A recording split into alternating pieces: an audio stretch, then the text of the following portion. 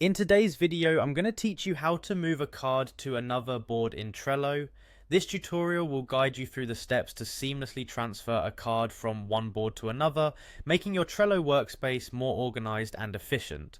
Let's dive right in. First, begin by opening your web browser and heading over to Trello.com. Once you're there, you'll see the familiar homepage. If you're not already logged in, you'll need to click on the login button located at the top right corner of the page. Trello offers multiple login options. You can choose to log in using your email address, or if it's easier, you can use your Google account credentials for a quick and secure sign-in.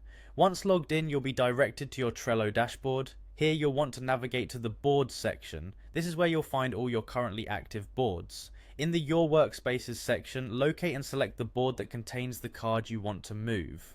Clicking on this board will open up all the lists and cards within it. Now scan through the list to find the card you wish to relocate.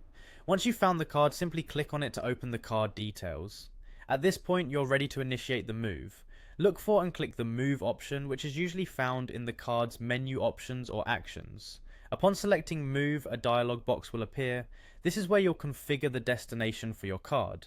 First, click on the Board drop-down menu. This will show a list of all your available boards. Scroll through your options and select the board to which you want to transfer the card. It's important to choose the right board, as this determines the new location of the card within your Trello workspace. After selecting the desired board, your next task is to decide which list on the new board you want the card to reside in. Click on the List drop-down and you'll be presented with a list of the available lists within the selected board. Pick the list that best suits the card's purpose or category. Finally, with both the board and list selected, click on the Move button to complete the process.